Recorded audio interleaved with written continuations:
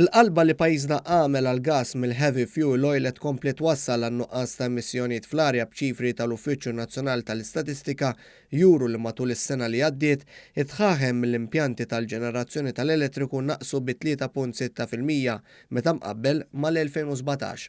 Iċ-ċifri tal-NSO juru li s-sena li għaddiet il-ġenerazzjoni tal-elettriku f'Malta żdiedet bi 2.8% u qabżet iż-2,500,000 megawatt kull siegħa l-ogħla f'kull żmien. Kważi 68% tal-ġenerazzjoni tal-elettriku f'Malta fl-2018 kienet iġġenerata mill-power stations segwita bl-importazzjoni tal-elettriku mill-interconnector b'24.5% u 7.8% li kienet iġġenerata minn sorsi ta' enerġija nadifa.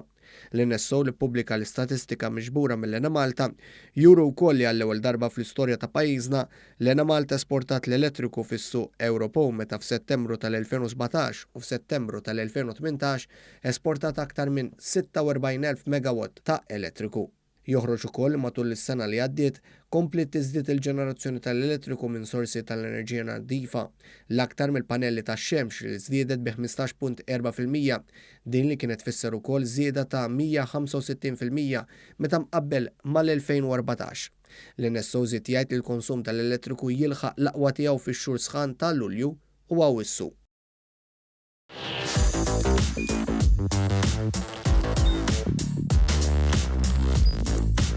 Idħol fuq one.com.mt u hemmhekk tista' tara l-programmi kollha li jxandru fuq One permezz ta' One Play.